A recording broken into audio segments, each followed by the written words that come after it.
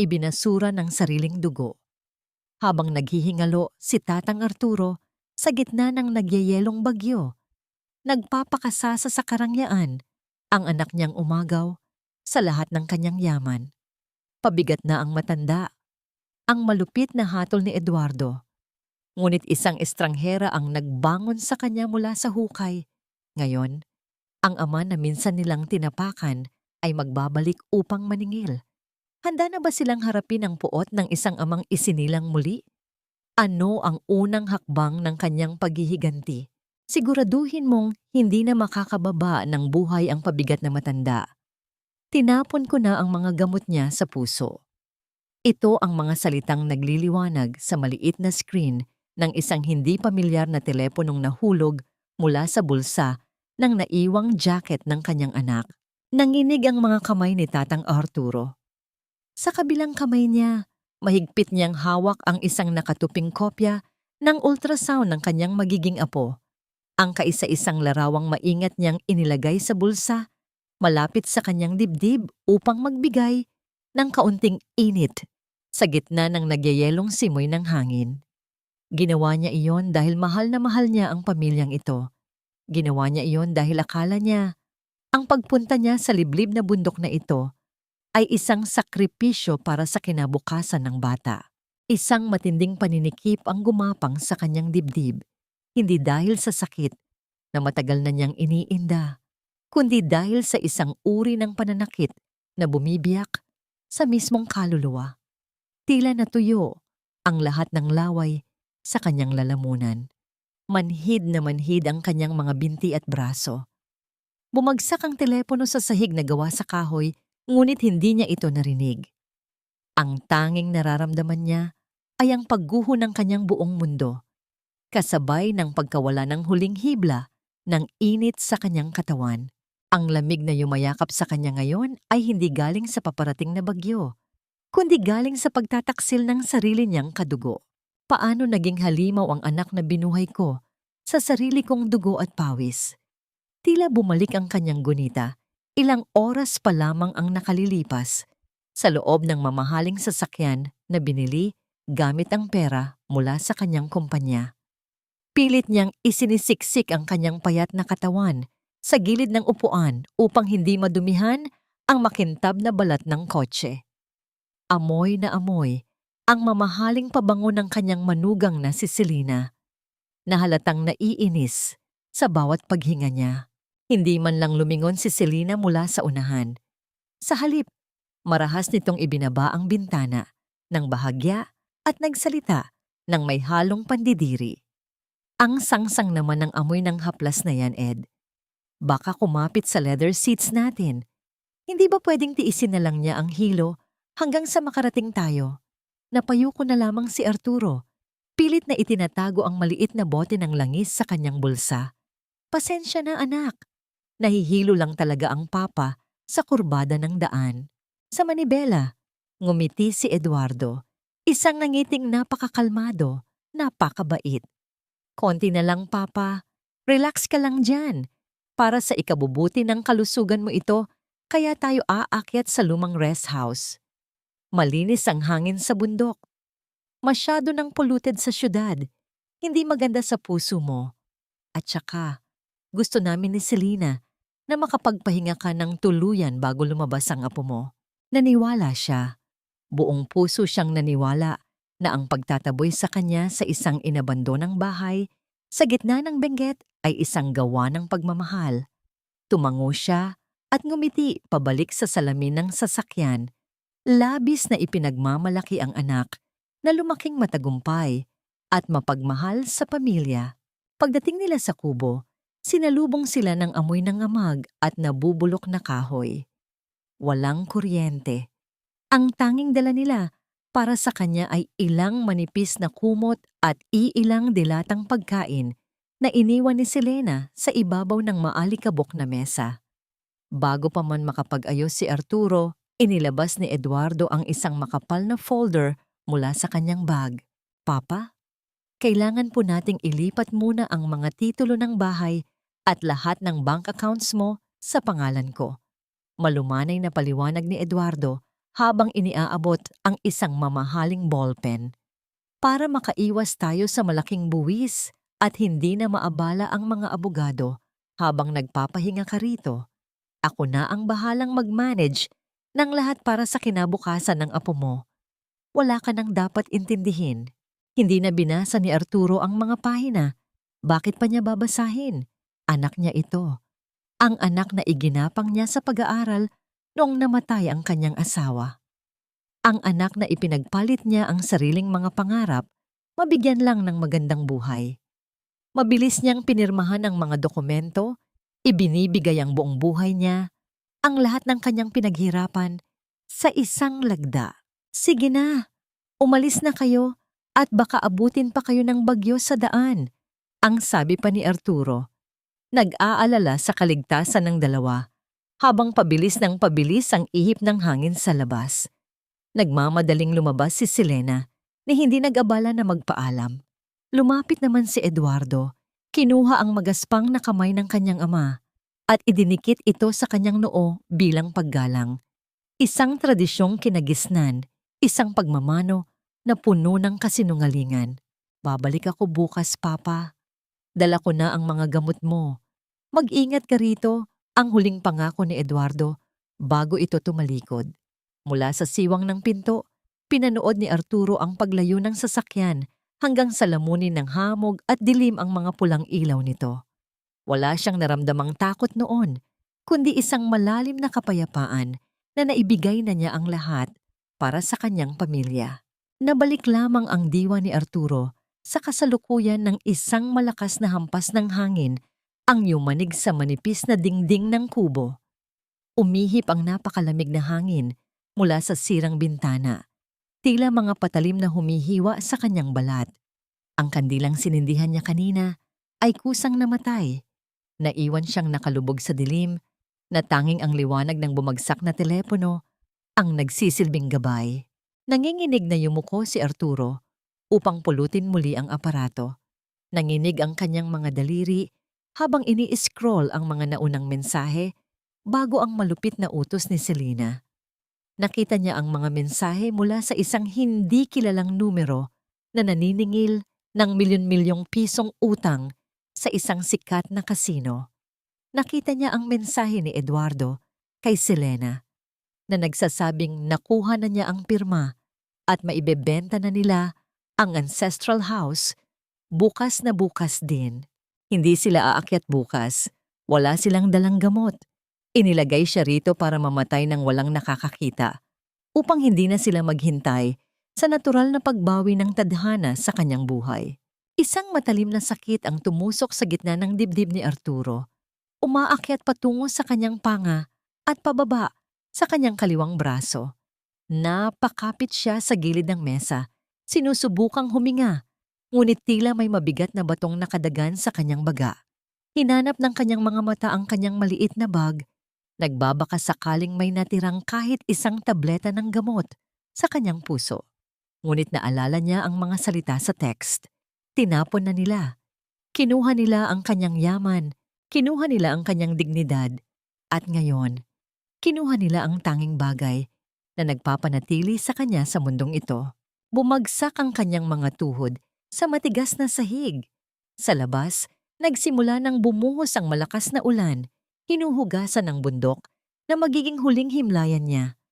Habang unti-unting nanlalabo ang kanyang paningin at pabilis ng pabilis ang pagkawala ng hangin sa kanyang dibdib, isang bagong notification ang lumitaw sa screen ng telepono.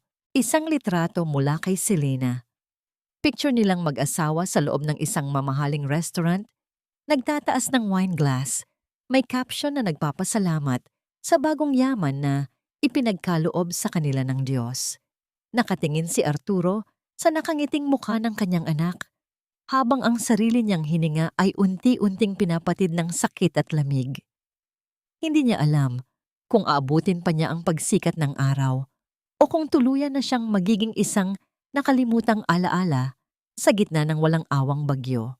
Tila may isang higanting kamay na pumipiga sa puso ni Arturo. Pinipitpit ang bawat hibla ng kanyang buhay hanggang sa wala na siyang mahugot na hangin. Ang bawat pagtibok nito, ay parang isang martilyo na bumabayo sa kanyang dibdib, nagdadala ng matalim na kirot na gumagapang hanggang sa kanyang lalamunan. Napasandal siya sa malamig at magaspang na dingding ng kubo. Ang kanyang mga kuko ay bumaon sa kahoy sa sobrang paghihirap.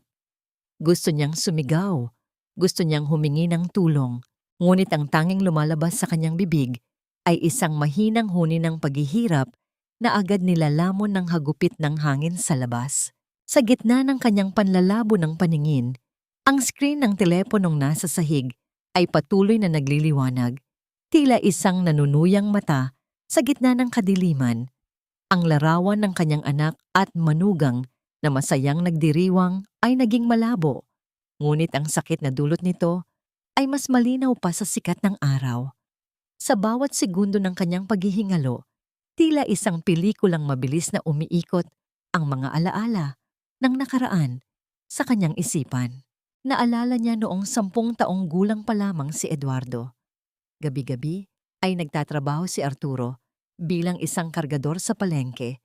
Tinitiis ang bigat ng mga sako ng bigas sa kanyang likuran para lamang mabili ang pinapangarap na sapatos ng kanyang anak para sa graduation. Naalala niya ang pakiramdam ng sarili niyang mga talampakan na namamanhid sa lamig dahil manipis na ang swelas ng kanyang lumang tsinelas, ngunit baliwala ang lahat nang makita niya ang kislap sa mga mata ng kanyang anak. Salamat, Papa. Pangako, paglaki ko, hindi ka na magtatrabaho ng ganito kabigat. Ang boses ni Eduardo, noong bata pa ito, ay tila isang multong bumubulong sa hangin ng kubo. Ang pangakong iyon ay naging isang malupit na biro. Ngayon, sa halip na ginhawa, ang ibinigay ng kanyang anak ay isang libingan na gawa sa kahoy at lumbay. Ang sakripisyong ibinigay ni Arturo sa loob ng ilang dekada ay tinumbasan ng pagtataksil sa loob lamang ng ilang minuto. Ang bawat patak ng pawis na ibinuhos niya para patayuin ang kanilang kumpanya ay tila naging lason na ngayon ay unti-unting pumapatay sa kanya. Sinubukan ni Arturo na iabot ang kanyang kamay sa direksyon ng kanyang bag. Nagbabaka sakaling may isang himalang tableta na naiwan doon. Ngunit ang kanyang mga daliri ay tila naging mga tuyong sanga na walang lakas. Kasabay ng kanyang paggalaw, nahulog mula sa kanyang bulsa ang nakatuping ultrasound ng kanyang apo. Maraan itong lumipad at lumapag sa isang tumpok ng tubig na nagmula sa tulo ng bubong. Ang imahe ng munting buhay na inaasahan niyang magiging huling kaligayahan niya ay unti-unting nabubura ng ulan, tila isang pangarap na sadyang hindi itinakdang matupad. Napapikit si Arturo. Kasabay ng pagpikit na yon ang pagdaloy ng isang mainit na luha mula sa gilid ng kanyang mata. Ang huling init na nararamdaman niya sa gitna ng nagyayelong gabi. Naitanong niya sa kanyang sarili, saang bahagi ba siya nagkamali? Sa sobrang pagmamahal ba? O sa sobrang pagtitiwala? Ang katahimikan sa loob ng kubo ay nababali lamang ng inggit ng mga dingding at ang ritmo ng ulan na tila isang malungkot na awit ng pagpanaw. Ang kanyang paghinga ay naging mababaw na lamang, tila isang kandilang paubos na ang mitya. Ang lamig ay hindi na lamang nasa kanyang balat. Nararamdaman na niya itong nanunuot sa kanyang mga buto. Pinapatulog ang kanyang kamalayan sa gitna ng kanyang unti-unting pagkawala sa mundo. Isang kakaibang tunog ang narinig niya sa labas, higit pa sa ugong ng hangin. Ito ay ang tunog ng mabibigat na hakbang sa maputik na lupa, kasunod ng isang marahas na kalampag sa pinto ng kubo. Ang luma at kinakalawang na trangka ay tila sumusuko na sa bawat pagtulak mula sa labas. Sino ang darating sa ganitong oras sa gitna ng bagyo? Sila ba ang kanyang mga mamamatay tao na bumalik upang siguraduhing tapos na ang lahat? O ang tadhana na mismo ang sumundo sa kanya? Sa huling pagkakataon, pilit na idinilat ni Arturo ang kanyang mga mata. Sa gitna ng dilim, nakita niyang bumukas ang pinto. Isang matangkad na anino ang pumasok, kasunod ang isang kislap ng liwanag mula sa isang maliit na flashlight. Ang liwanag ay tumama sa kanyang mukha Ngunit bago pa man niya makita ang anyo ng taong ito, ang kanyang huling lakas ay tuluyan ng pumanaw. Ang mundo ni Arturo ay tuluyan ng nilamon ng kawalan. Diyos ko, may tao rito. Leo, huwag kang lalapit sa gilid, baka may mga bubog.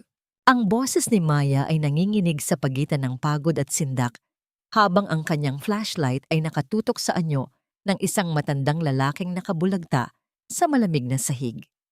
Karga-karga niya sa kabilang braso ang 5 taong gulang na si Leo na mahigpit na nakakapit sa kanyang leeg dahil sa takot sa dumadagundong na kulog sa labas. Tumakas sila mula sa kanilang maliit na klinika sa paanan ng bundok dahil sa banta ng lando, ngunit hindi niya akalain na sa gitna ng paghahanap ng masisilungan ay makakatagpo siya ng isang buhay na tila pinabayaan na ng langit at lupa. Ibinaba ni Maya ang anak at mabilis na lumuhod sa tabi ni Arturo. Ramdam niya ang nanunuot na lamig mula sa sahig na gawa sa kawayan. Isang lamig na tila nanunulay na rin sa balat ng matanda. Nang hawakan niya ang leeg nito upang hanapin ang pulso, halos tumigil ang kanyang sariling paghinga. Napakahina, napakabagal. Tila isang kandilang naghihingalo ang tibok ng puso ng matandang ito. Isang munting kislap na lamang bago tuluyang lamunin ng dilim. Lolo, Lolo, gising po. Naririnig niyo ba ako? Ang tawag ni Maya habang mabilis niyang sinusuri ang mga mata nito. Walang sagot. Ang tanging ingay sa loob ng kubo ay ang bulyaw ng bagyo at ang mabilis na paghinga ni Leo na nakatitig sa kanila. Sa bawat segundong lumilipas, tila mas lalong nagiging maputla ang labi ni Arturo. Napansin ni Maya ang isang basag na telepono at isang piraso ng papel na basa na ng ulan sa tabi ng matanda, ngunit wala siyang oras para usisain ang mga yon. Ang talaman ng kanyang kaalaman bilang isang nurse sa komunidad, ang tanging sandata niya sa oras na ito. Mabilis niyang hinubad ang kanyang sariling makapal na jacket at maingat na ibinalot ito sa naninigas na katawan ni Arturo. Inilapit niya ang kanyang mukha sa dibdib ng matanda, nakikinig sa bawat hirap na paghinga nito. Leo, kunin mo ang bote ng tubig sa bag ni Mama. Bilisan mo, anak. Habang pilit na pinapainit ni Maya ang mga kamay ng matanda sa pamamagitan ng pagkuskos sa mga ito, napansin niya ang isang maliit na larawan ng ultrasound na nakadikit sa dibdib nito, tila pilit na pinoprotektahan kahit sa huling hininga. Ang munting detalye na yon ang nagpadurog sa puso ni Maya. Isang ama o marahil ay isang lolo na iniwan sa ganitong kalagayan sa gitna ng kalamidad. Sino ang gagawa nito sa isang taong wala ng lakas upang ipagtanggol ang sarili? Mama, bakit po malamig si Lolo? Tulog ba siya? Ang tanong ni Leo sa maliit na tinig. Ang kanyang munting kamay ay dahan-dahang humawak sa kulubot na daliri ni Arturo. Tila sinusubukang ibahagi ang sarili niyang init. Kailangan natin siyang mailabas dito, Leo. Hindi siya mabubuhay kung mananatili tayo rito hanggang umaga. Ang desisyon ni Maya ay mabilis at walang pag-aalinlangan. Kahit na maliit ang kanyang pangangatawan, binuhat ni Maya ang matanda sa kanyang likuran. Ang bawat hakbang niya palabas ng kubo ay tila isang pakikipagbuno sa kamatayan. Ang putik ay tila gustong lamunin ang kanyang mga paa, at ang bawat patak ng ulan ay parang mga bato na humahampas sa kanyang balikat. Ngunit sa tuwing nararamdaman niya ang mahinang hininga ni Arturo sa kanyang leeg, mas lalong humihigpit ang kanyang kapit. Hindi siya papayag na may mamatay sa harap niya, lalo na ang isang taong tila itinapon na ng mundo. Ilang oras silang lumakad sa ilalim ng hagupit ng bagyo. Tanging ang liwanag ng munting flashlight at ang determinasyon ni Maya ang nagsilbing gabay sa madilim na kagubatan. Nang marating nila ang pangunahing kalsada sa ibaba, ang sikat ng araw ay unti-unti nang sumisilip sa gitna ng makapal na ulap, tila nagbibigay ng pag-asa sa gitna ng pagkawasak. Hapon na hapon si Maya nang sa wakas ay may makita silang sasakyan sa di kalayuan. Isang puting van na may tatak ng kumpanya ni Eduardo. Ngunit hindi iyon ang nakakuha ng kanyang atensyon. Sa kabilang direksyon, isang patrol car ng mga pulis ang mabilis na tumatakbo paakyat sa bundok. Ang wangwang nito ay pumupunit sa katahimikan ng umaga. Biglang kinabahan si Maya nang makita ang mga pulis. May kung anong bulong sa kanyang loob na nagsasabing hindi ligtas ang matanda kung ibibigay niya ito sa kung sino-sino lamang, lalo na't nakita niya ang marangyang anyo ni Arturo sa kabila ng dumi nito. Sino ba ang matandang ito? At bakit tila may mga taong nagmamadaling hanapin siya? Hindi para iligtas, kundi para siguraduhing hindi na siya muling makikita. Itinago ni Maya si Arturo sa likod ng malalaking puno sa gilid ng kalsada habang pinagmamasdan ang mga sasakyang dumadaan. Ang kanyang puso ay tumitibok ng mabilis, hindi lamang dahil sa pagod, kundi dahil sa bigat ng sikretong hawak niya ngayon sa kanyang mga bisig. Sino ang tunay na kaaway? At kakayanin ba ng isang simpleng babaeng tulad niya na protektahan ang isang taong hinatulan na ng kamatayan ng sarili nitong dugo? Akala ko, sa aking muling pagmulat, ang mukha ng kamatayan ang sasalubong sa akin. Ngunit ang bumungad ay ang butas-butas na bubong na gawa sa kinakalawang na yero, kung saan ang sikat ng araw ay tila mga karayom na tumutusok sa aking mga mata. Nagising si Arturo sa isang mundong hindi niya kailanman inakalang iiral para sa kanya. Ang hangin ay hindi na amoy pino ng Benguet, kundi amoy ng nagsisiksikang mga bahay, usok ng uling, at ang sangsang ng tuyo na ipiniprito sa kapitbahay. Nakahiga siya sa isang manipis na banig na nakalatag sa sahig na gawa sa pinagtagni-tagning plywood. Ang bawat bahagi ng kanyang katawan ay tila binugbog at ang kanyang dibdib ay may nararamdamang tila mapurol na kirot. Hindi na ang matalim na atake sa puso, kundi ang bigat ng isang pusong nawasak ng katotohanan. Sinubukan niyang bumangon, ngunit ang kanyang mga braso ay walang lakas. Kasabay ng kanyang paggalaw ang pag-inggit ng mga lumang kahoy ng maliit na bahay. Sa gilid ng kanyang paningin, nakita niya ang isang babaeng nakatalikod, abala sa pag-aayos ng isang maliit na kalan. Ito ang babaeng nagligtas sa kanya. "Gising na po pala kayo, Lolo." Ang malambing na boses ni Maya ang bumasag sa katahimikan. Mabilis itong lumapit sa kanya. May dalang isang plastik na mangkok na may mainit na lugaw. "Huwag muna kayong biglang babangon. Masyado pa kayong mahina. Muntik na kayong bawiin ng langit noong isang gabi." Tumingin si Arturo sa babae. Pagkatapos ay sa paligid ng silid. Ang buong bahay ay marahil kasya lamang sa walk-in closet ng kanyang mansyon. Ang mga dingding ay natatakpan ng mga lumang kalendaryo at mga drawing ng isang bata. Isang matinding pakiramdam ng kahihiyan, ang tinatawag na hiya, ang gumapang sa kanyang sistema. Isang bilyonaryo, isang haligi ng industriya, ngayon ay nakahiga sa sahig ng isang estranghera sa gitna ng looban. Nasaan ako?" Ang paos na tanong ni Arturo. Ang sarili niyang boses ay tila banyaga sa kanyang pandinig. "Nasa bahay ko po kayo, sa looban ng San Roque. Ako po si Maya, at ito ang anak kong si Leo." Turo niya sa batang lalaki na nakasilip sa likod ng pintuan. Ang mga mata ay puno ng kuryosidad. "Huwag po kayong mag-alala. Ligtas kayo rito. Wala pong makakahanap sa inyo rito." Sa pagbanggit ng salitang makakahanap, tila isang kidlat na nagbalik sa isip ni Arturo ang mukha ni Eduardo. Ang malamig na ngiti nito habang pinapapirmahan ang mga dokumento. Ang text message na nagsasabing pabigat na siya. Ang katotohanan ay tila isang malupit na alon na muling humampas sa kanya. Nanginginig ang kanyang mga labi hindi dahil sa lamig, kundi sa puot at lumbay. "Kailangan ko nang umalis." Pilit na sabi ni Arturo, sinusubukang itulak ang kanyang sarili paitaas. "Hindi niyo alam kung ano ang ginawa niyo.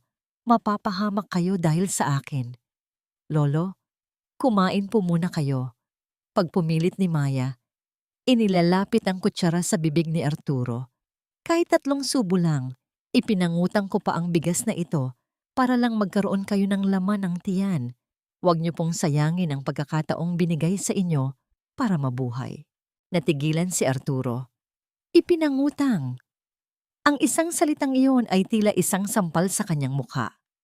Habang ang sarili niyang anak ay nagpapakasasa sa kanyang yaman, ang isang babaeng hindi naman niya kaano-ano ay nabaon sa utang para lamang pakainin siya. Tumingin siya sa mga mata ni Maya, mga matang pagod, ngunit puno ng isang uri ng dangal na hindi nabibili ng salapi. Dahan-dahang ibinukas ni Arturo ang kanyang bibig at tinanggap ang lugaw. Ang init nito ay gumuhit sa kanyang lalamunan, pababa sa kanyang sikmura, tila nagbibigay ng bagong buhay sa kanyang nanunuyong mga ugat. Sa bawat subo, nararamdaman niya ang pagdaloy ng mga luha sa kanyang pisngi. Hindi ito luha ng pasasalamat lamang, kundi luha ng isang amang nagdadalamhati sa pagpanaw ng kanyang huling pag-asa sa sariling dugo. Nabalik ang diwa ni Arturo nang marinig niya ang ingay mula sa labas. Ang tunog ng mga batang nagtatakbuhan sa putikan at ang malakas na boses ng radyo mula sa kabilang bahay. Ngunit ang boses na narinig niya mula sa radyo ang nagpatigil sa pagtibok ng kanyang mundo. 1,000,000 piso ang pabuya para sa sinumang makakapagturo sa kinalalagyan ng nawawalang business tycoon na si Don Arturo Grayson. Ayon sa kanyang anak na si Eduardo, huling nakita ang matanda sa kanilang rest house sa Benguet bago ang pananalasa ng bagyo. Labis ang pag-alala ng pamilya at hindi sila titigil hanggat hindi nahahanap ang kanilang minamahal na ama. Nagkatinginan sina Arturo at Maya. Ang katahimikan sa loob ng maliit na kwarto ay tila naging kasing bigat ng semento. Ang mukha ni Arturo na nakapaskil sa bawat balita ay tila isang sumpa na ngayon ay nakapasok na sa tahimik na buhay ni Maya. Sa sandaling iyon, naramdaman ni Arturo ang panginginig ng mga kamay ni Maya habang hawak ang mangkok. Ang 1,000,000 piso ay sapat na upang mabago ang buhay ng mag-ina, upang makaalis sila sa putikan at gutom. Ang tukso ay nakasampay na sa harap nila, tila isang gintong lason na naghihintay lang na inumin. Ibibigay mo ba ako sa kanila, Maya? Ang mahinang tanong ni Arturo. Ang kanyang mga mata ay nakatitig ng diretso sa babaeng humahawak sa kanyang buhay. Hindi sumagot si Maya ng mabilis.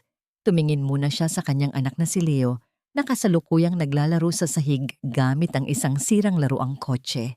Pagkatapos, muli niyang ibinaling ang tingin kay Arturo at sa unang pagkakataon, nakita ni Arturo ang isang misteryosong lungkot sa mga mata ng babae. Ang pera pong galing sa pagtataksil ay hindi kailanman nagdadala ng swerte, Lolo. Ang sagot ni Maya, ngunit ang kanyang tinig ay may halong kaba na hindi niya naitago. Bago pa man makasagot si Arturo, isang marahas na katok ang yumanig sa kanilang pintong gawa sa manipis na kahoy. Isang boses ng lalaki ang narinig mula sa labas, puno ng awtoridad at pananakit. Maya, buksan mo itong pinto. Alam kong may itinatago ka riyan. Ang bawat hibla ng katawan ni Arturo ay nanigas. Ang panganib ay hindi na lamang nasa balita. Ito ay nasa harap na ng kanilang pintuan. Ang tunay na bigat ng isang tao ay hindi nasusukat sa ginto o lupang kanyang pag-aari, kundi sa lalim ng sugat na kaya niyang tiisin para sa isang taong hindi naman niya kadugo. Ang boses ng lalaking kumakatok sa pinto kanina ay tila isang lason na dahan-dahang kumalat sa loob ng maliit na silid. Ngunit nang buksan ni Maya ang pinto, hindi ang mga pulis o ang mga tauhan ni Eduardo ang pumasok, kundi ang malupit na katotohanan ng kahirapan. Isang lalaking naniningil ng upa ang nagbitiw ng mga masasakit na salita. Bago umalis, iniwan si Maya na nakatayo sa gitna ng silid, nakayuko at tila pasan ang buong mundo. Pinanood ni Arturo ang eksenang yon mula sa kanyang banig. Nakita niya ang panginginig ng mga balikat ni Maya at ang lihim na pagpunas nito ng luha bago humarap sa kanya na may pilit na ngiti. Sa sandaling iyon, mas masakit pa sa atake sa puso ang naramdaman ni Arturo. Ang kanyang presensya ay tila isang karagdagang pasanin sa isang buhay na punong-puno na ng hirap. Nang dumaan ang hapon, nagpaalam si Maya na lalabas lamang upang bumili ng ilang pangangailangan. Sa kabila ng kanyang panghihina, may kung anong puwersa na nagtulak kay Arturo na bumangon. Gamit ang isang lumang kawayan na nagsilbing tungkod, dahan-dahan siyang sumunod, nagtatago sa mga anino ng nagsisiksikang bahay. Narating nila ang isang maliit at madilim na eskinita kung saan matatagpuan ang isang lumang pawn shop. Mula sa labas, nakita ni Arturo si Maya na nakatayo sa harap ng counter. Nakita niya ang pag-aalinlangan sa mga galaw nito, ang paraan ng paghaplos nito sa kanyang kaliwang daliri, bago dahan-dahang hinubad ang isang manipis at gasgas ng gintong singsing. Iyon ang kanyang singsing sa kasal, ang huling alaala ng isang nakaraang pilit niyang ibinabaon sa limot, ang tanging bagay na may halaga sa kanyang pag-aari. Nakita ni Arturo ang pagpikit ng mga mata ni Maya nang iabot niya ang singsing sa may-ari ng pawn shop kapalit ng ilang pirasong papel na pera. Walang pagsisisi sa kanyang mukha, tanging isang malalim na pagtanggap. Mabilis na bumalik si Arturo sa bahay bago pa siya maabutan ni Maya. Nang dumating ang babae, may dala na itong maliit na plastik na naglalaman ng mga gamot na sadyang napakamahal. Ang mga gamot na itinapon ng sariling anak ni Arturo. "Lolo, heto na po ang gamot nyo. Kailangan nyo itong inumin para hindi na muling sumakit ang dibdib nyo," ang sabi ni Maya habang masayang iniaabot ang isang basong tubig. Hindi kinuha ni Arturo ang gamot. Tinitigan niya ang mga kamay ni Maya. Ang daliring wala na ang singsing na naroon kaninang umaga. Ang kanyang puso ay tila pinipiga ng isang matinding hiya at pagmamahal. "Bakit, Maya? Bakit mo ginawa iyon?" Ang paos na tanong ni Arturo, ang kanyang mga mata ay nangingilid ang luha. "Nakita kita sa pawn shop. Bakit mo isinakripisyo ang huling alaala mo para sa isang matandang tulad ko na mamamatay na rin naman?" Natigilan si Maya. Dahan-dahan niyang ibinaba ang baso at naupo sa tabi ni Arturo. Isang malungkot na ngiti ang gumuhit sa kanyang mga labi.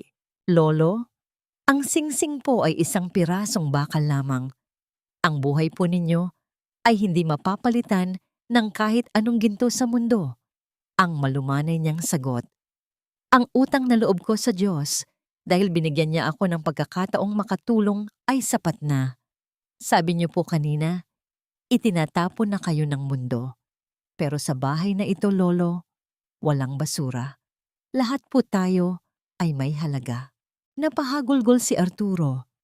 Sa loob ng maraming taon, pinaligiran niya ang sarili ng mga taong busog sa kanyang yaman, ngunit gutom sa pagmamahal. Ngunit dito, sa ilalim ng butas-butas na bubong, natagpuan niya ang tunay na kayamanan. Ang bawat salita ni Maya ay tila isang balsamo na nagpapagaling sa malalim na sugat ng pagtataksil ng kanyang anak. Dahan-dahang inayos ni Arturo ang kanyang sarili. Ang kanyang mga mata, na dati ay puno ng kawalan ng pag-asa, ay nagkaroon ng isang bagong liwanag. Hindi na lamang ito tungkol sa kanyang kaligtasan. Ito ay tungkol na sa babaeng ito na naging anak niya sa diwa at puso. "Salamat, anak." Ang tanging naisambit ni Arturo. Ang salitang anak ay lumabas nang may buong katapatan na hindi niya kailanman naramdaman kay Eduardo. Gayunpaman, ang sandali ng kapayapaan ay muling nabulabog. Habang iniinom ni Arturo ang kanyang gamot, narinig nila ang malakas na tawa ng isang lalaki mula sa labas ng bakod. Kasunod ang tunog ng isang bote ng alak na nabasag sa semento. "Maya, alam kong nandyan ka. May balita ako. Balitang magpapayaman sa atin." Ang mukha ni Maya ay biglang namutla. Ang mga kamay niya ay nagsimulang manginig habang mahigpit niyang hinahawakan ang laylayan ng kanyang damit. Isang panganib na mas malupit pa sa bagyo ang kasalukuyang kumakatok sa kanilang pinto. Isang panganib na nagmula sa sariling nakaraan ni Maya na matagal na niyang tinatakbuhan. Sino ang lalaking ito? At paano nito nalaman ang sikretong itinatago ni Arturo sa loob ng maliit na bahay na ito? Buksan mo itong pinto, Maya. Huwag kang magkunwaring wala ka rito. Alam kong may gintong napadpad sa basurahang ito. Ang marahas na paghampas sa pinto ay naglikha ng isang nakabibinging ingay na tila yumanig sa buong pundasyon ng maliit na bahay. Mabilis na itinago ni Maya si Leo sa likod ng isang lumang aparador. Ang kanyang mga kamay ay nanginginig habang pilit na hinahanap ang susi ng pinto. Sa kabilang sulok, si Arturo ay dahan-dahang tumayo. Ang kanyang kamay ay mahigpit na nakahawak sa kawayang tungkod. Ang kanyang puso ay mabilis na tumitibok hindi dahil sa takot, kundi dahil sa isang pamilyar na galit na matagal na niyang ibinaon. Nang bumukas ang pinto, pumasok ang isang lalaking nanggigitata sa dumi at nangingibabaw ang amoy ng murang alak. Ito si Ricky, ang aninong matagal nang bumubuntot sa buhay ni Maya. Ang lason na unti-unting umuubos sa kanyang pag-asa. Nanlilisik ang mga mata nito habang nakatitig kay Maya, ngunit agad itong napako sa anyo ni Arturo na nakatayo sa dilim. Sabi ko na nga ba? Ang nakakangiting sabi ni Ricky. Ang kanyang boses ay puno ng malisya. May matandang mayaman kang itinatago rito. Nakita ko ang balita, Maya. 1,000,000 piso. 1,000,000 para sa isang uugod-ugod na matanda. Akalain mo nga naman, sa lahat ng malas natin, dinalhan mo ako ng grasya. Humakbang si Ricky patungo kay Arturo. Ngunit mabilis na humarang si Maya. Umalis ka na rito, Ricky. Wala siyang kinalaman sa atin. May sakit ang tao. Huwag mo siyang idamay sa mga bisyo mo. Isang marahas na pag-amba ng kamay ang ginawa ni Ricky. Tila handang saktan ng babaeng dati niyang kinokontrol. Tumabi ka, Maya. Huwag mong harangan ang swerte ko. Sa akin ang pera na yan. Ngunit bago pa man dumapo ang kamay ni Ricky kay Maya, isang matigas na bagay ang humarang sa kanyang braso. Ang kawayang tungkod ni Arturo ay nakaharang na ngayon sa pagitan nila, kasing tibay ng isang bakal na pader. Sa kabila ng kanyang panghihina, ang mga mata ni Arturo ay nagningning ng isang awtoridad na hindi kayang tapatan ng kahit anong dahas. Huwag mong susubukan na idampi ang marumi mong kamay sa kanya. Ang boses ni Arturo ay mababa, ngunit puno ng isang kapangyarihang nagpatahimik sa buong silid. Hindi ka lalaki dahil nananakit ka ng babae. Isa kang basura na mas masahol pa sa putik sa labas.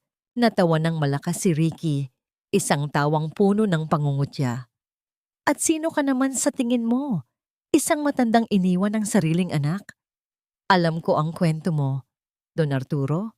Itinakwil ka na. Wala ka ng kapangyarihan dito. Ako ang hari sa looban na ito. Muling nagtangkang sumugod si Ricky. Ngunit sa pagkakataong ito, narinig nila ang ingay ng mga hakbang mula sa labas.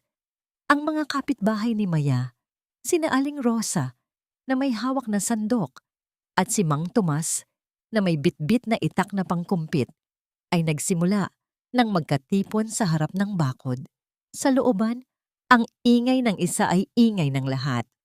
Ang pagkakaisa ng mga mahihirap ay tila isang malaking pader na hindi kayang gibain ni Ricky. Umalis ka na rito, Ricky, bago pa kami tumawag ng mga tanod. Ang sigaw ni Aling Rosa mula sa bintana ng kabilang bahay. Dahil sa takot na mapagtulungan ng marami, umatras si Ricky, ngunit ang kanyang mga mata ay nanatiling nakatitig ng masama kay Arturo. Hindi pa tayo tapos. Malalaman ng anak mo kung nasaan ka. At kapag nangyari iyon, kukunin ko ang lahat mula sa inyo. Nang tuluyang makaalis ang lalaki, bumagsak si Maya sa sahig, umiiyak dahil sa matinding trauma at takot. Agad siyang nilapitan ni Arturo, inilapag ang kanyang tungkod at dahan-dahang hinawakan ang balikat ng babae. Sa sandaling iyon, ang papel ay nagbaligtad. Ang matandang iniligtas ay siya na ngayong naging haligi ng tahanan. Huwag kang matakot, anak. Ang bulong ni Arturo, ang kanyang tinig ay puno ng katatagan. Habang narito ako, walang sino mang makakasakit sa inyo. Hindi na ako ang matandang iniwan mo sa bundok. Ngayon, ako ang iyong ama at gagawin ko ang lahat upang protektahan ang tunay kong pamilya. Si Leo ay lumabas mula sa kanyang pinagtataguan at niyakap ang tuhod ni Arturo. Lolo Superman, natalo mo po ang masamang tao. Isang mapait ngunit determinadong nangiti ang gumuhit sa mga labi ni Arturo. Hindi pa tayo tapos, Apo. Ngunit pangako, sisiguraduhin kong hindi na sila makakabalik. Sa gabing iyon, habang mahimbing na natutulog ang mag-ina, nanatiling gising si Arturo. Nakatingin siya sa madilim na kisame, binubuo sa kanyang isipan ang bawat hakbang ng kanyang plano. Ang pagdating ni Ricky ay isang babala. Ang kanyang mga kaaway ay malapit na at kailangan niyang maging mas mabilis, mas matalino, at mas matapang kaysa sa kanila. Ngunit may isang tanong na patuloy na gumugulo sa kanyang isipan. Sino ang tinawagan ni Ricky bago ito lumisan? At hanggang kailan nila kayang panindigan ang munting paraisong binuo nila sa gitna ng nagbabadyang baha ng pagtataksil? Hahanapin ka namin, Papa, kahit saan ka man naroroon. Hindi kami titigil hanggat hindi ka namin kapiling sa aming muling pagdiriwang. Ang tinig ni Eduardo sa telebisyon ay tila isang matalim na kutsilyo na dahan-dahang humihiwa sa pandinig ni Arturo. Nakaupo ang matanda sa isang silyang kahoy sa tapat ng maliit at maingay na telebisyon ng kanilang kapitbahay. Ang kanyang mga kamay ay mahigpit na nakakapit sa gilid ng mesa hanggang sa mamuti ang kanyang mga buko-buko. Sa screen, nakita niya ang kanyang anak na nakasuot ng itim na polo. Kunwaring nagpupunas ng mga luhang hindi naman talaga dumadaloy, habang si Selena ay nakasandal sa balikat nito, nakasuot ng isang eleganteng bilong itim na tila ba isang byuda na nagdadalamhati. Napakabuting anak naman ni Sir Eduardo. Ano po, Lolo? Ang bulong ng isang kapitbahay na nanonood din, hindi alam ang katotohanang nakaupo lang sa tabi nito ang paksa ng balita. 1,000,000 pabuya. Ganyan po talaga siguro kapag pinalaki sa pagmamahal. Isang mapait na ngiti ang gumuhit sa mga labi ni Arturo. Gusto niyang sumigaw. Gusto niyang ituro ang screen at sabihing ang taong yon ang nagtapon sa kanya sa gitna ng bagyo nang walang gamot. Ngunit nanatili siyang tahimik. Ang kanyang galit ay nagpupuyo sa loob gaya ng isang bulkang naghahandang sumabog. Ang bawat salitang lumalabas sa bibig ni Eduardo ay tila isang lason na bumabalot sa katotohanan. Nililin lang ang buong bansa upang magmukha itong bayani. Gusto rin naming ipaalam ang pagpapatuloy ni Eduardo sa harap ng mga kamera na itutuloy namin ang pagtatatag ng Arturo Grayson Foundation, isang pundasyon para sa mga matatandang tulad ni Papa na nangangailangan ng pagkalinga. Ito ang aming alay sa kanya. Dito na hindi nakapagpigil si Arturo. Ang kanyang buong katawan ay nayanig sa matinding panginginig. Ang pangalan niya, ang kanyang dangal, at ang kanyang pinaghirapang yaman ay ginagamit na ngayon upang pagtakpan ng isang karumal-dumal na krimen. Gagamitin nila ang pundasyon upang manghingi ng donasyon, upang lalong payamanin ang kanilang mga sarili, habang ang orihinal na may-ari ay nabubuhay sa ilalim ng butas-butas na bubong. Naramdaman ni Arturo ang isang kamay na dahan-dahang pumatong sa kanyang balikat. Si Maya iyon, kakarating lang mula sa trabaho. Ang kanyang mga mata ay puno ng pag-aalala at lungkot habang nakatingin din sa screen. Nakita ni Maya ang pag-igting ng panga ni Arturo, ang paraan ng pagbuhos ng pawis sa noo nito sa kabila ng lamig ng hangin. Lolo, tara na po sa loob. Masama po sa inyo ang sobrang pag-iisip. Ang malumanay na aya ni Maya, pilit na inilalayo ang matanda sa mapanakit na palabas sa telebisyon. Nang makabalik sila sa maliit na bahay ni Maya, hindi na nakapagpigil si Arturo. Hinarap niya ang babae. Ang kanyang mga mata ay nagniningas sa isang determinasyong hindi pa nakikita ni Maya noon. Nakita mo ba yun, Maya? Nakita mo ba kung paano nila niloloko ang lahat? Ang boses ni Arturo ay nanginginig sa poot. Ang kwintas na suot ni Selena sa balita. Iyon ang huling regalo ko sa namayapa kong asawa. Ninakaw nila ang lahat. Hindi lang ang pera ko, kundi pati ang alaala ng tanging taong nagmahal sa akin. Napaiyak si Maya, hindi dahil sa takot, kundi dahil sa matinding habag. Ano pong balak niyo, Lolo? Malaking tao si Sir Eduardo. Marami siyang pera, marami siyang koneksyon. Tayo po, wala tayong panama sa kanila. Humakbang si Arturo patungo sa maliit na bintana. Nakatingin sa naglalakihang gusali sa di kalayuan na dati ay pag-aari niya. Ang pera ay nawawala, Maya. Ang koneksyon ay napuputol. Ngunit ang katotohanan ay tila isang buto na kahit ibaon mo sa ilalim ng semento, sisibol at sisibol pa rin ito para basagin ang lahat. Humarap siya kay Maya at hinawakan ang magkabilang balikat nito. Hindi ko na kayang manahimik, anak. Kung gusto nilang ituloy ang kanilang pista ng mga ahas, hahayaan ko silang magsaya. Ngunit sisiguraduhin kong sa gabi ng kanilang selebrasyon, ang taong itinuring nilang patay ay muling babangon upang bawiin ang bawat hibla ng dangal na ninakaw nila. Pero Lolo, paano? Ang tanong ni Maya. Ang kanyang tinig ay puno ng kaba. Gagamitin natin ang sarili nilang bitag. Ang sagot ni Arturo, isang malamig at kalkuladong ngiti ang lumitaw sa kanyang mga labi. Maghahanda tayo, hindi bilang isang biktima, kundi bilang isang hukom. At kailangan ko ang tulong mo, Mia. Handa ka bang sumama sa akin sa landas na ito, kahit na ang kapalit ay ang katahimikan ng iyong buhay? Sa sandaling iyon, tila tumigil ang mundo para kay Maya. Nakita niya sa mga mata ni Arturo ang isang amang nangangailangan ng katarungan. Dahan-dahan siyang tumango. Ang kanyang takot ay napalitan ng isang matinding katapatan. Ngunit sa gitna ng kanilang pagpaplano, isang pamilyar na boses ang narinig nila mula sa kalsada. Isang itim na sasakyan ang dahan-dahang huminto sa tapat ng kanilang eskinita. Hindi ito ang sasakyan ni Ricky. Ito ay isang sasakyang pag-aari ng kumpanya ni Arturo. At ang taong bumaba rito ay ang dating kanang kamay ni Eduardo. Natuklasan na ba nila ang kinaroroonan ni Arturo? O ito na ang simula ng isang mas malaking panganib na hindi nila inaasahan? Huwag kang matakot, Maya. Ang taong bumaba sa sasakyang yan ay hindi lason, kundi isang bahagi ng aking nakaraan na hindi kayang bilhin ng pera ni Eduardo.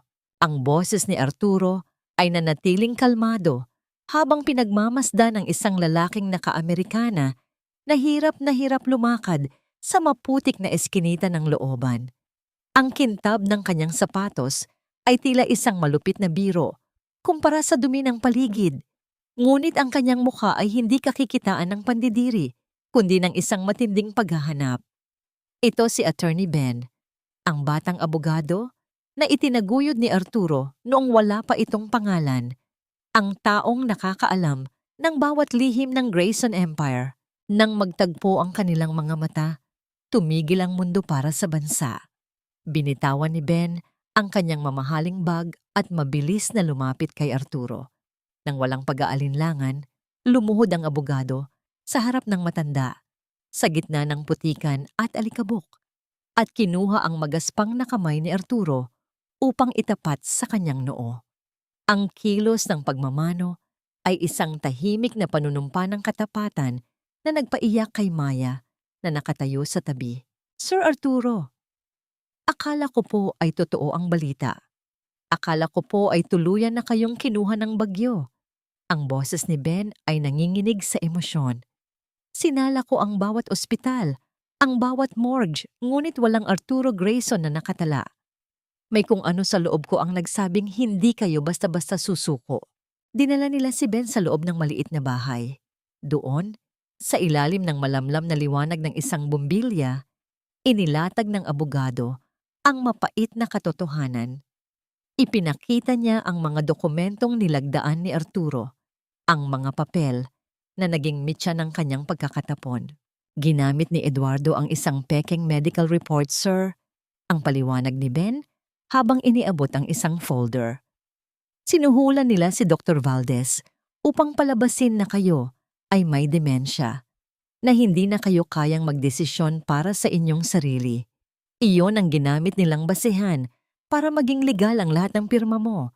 Sa mata ng batas ngayon, kayo ay isang taong wala ng kapasidad na humawak ng ari-arian. Naramdaman ni Arturo ang muling pag-igting ng kanyang dibdib. Hindi lang pala yaman ang ninakaw sa kanya, kundi pati ang kanyang katinuan. Ginawa siyang baliw ng sarili niyang anak para lamang makuha ang mga gusaling itinayo niya mula sa wala. May paraan ba, Ben? Ang tanong ni Arturo. Ang kanyang tinig ay malamig, ngunit puno ng determinasyon. May paraan ba para bawiin ang lahat bago nila tuluyang maibenta ang ancestral house? Huminga ng malalim ang abogado. Ang tanging paraan ay ang ipakita sa buong mundo na kayo ay buhay at nasa tamang pag-iisip. Ngunit kailangan natin ng matibay na ebidensya ng kanilang panloloko. Ang Lekiniem Gala Celebration, sa susunod na linggo ang pinakamagandang pagkakataon. Doon, naroon ang lahat ng mga stockholder, ang media, at ang mga taong pinakamahalaga sa industriya.